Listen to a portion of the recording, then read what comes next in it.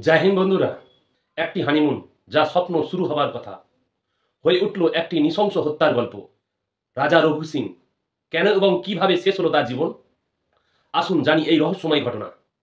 11ই মে 2025 ইন্দোরের ব্যবসায়ী রাজা রঘু সিং ও সোনমের বিয়ে। 20 মে হানিমুনের জন্য মেঘালয়ে যান। 23 মে রাজা নিখোঁজ।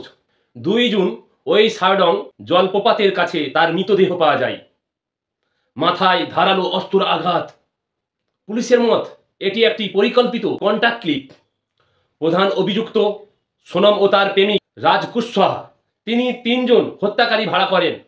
রাজার মা উমা রঘুবংশী অভিযোগ করেন সোনম পরিকল্পনা করে রাজাকে হত্যা করেছেন, মৃত্যুদণ্ড চাই।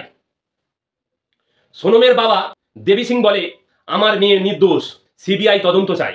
এটি হলো রাজা রঘুবংশীর হত্যা মামলার তথ্য। দর্শক, আপনারা কি ভাবছেন কমেন্টের মাধ্যমে জানান। আমার চ্যানেলকে সাবস্ক্রাইব বা ফলো করতে ভুলবেন না। সকলের সঙ্গে এই ভিডিওটি শেয়ার করুন, ভিডিওকে একটি লাইক করুন।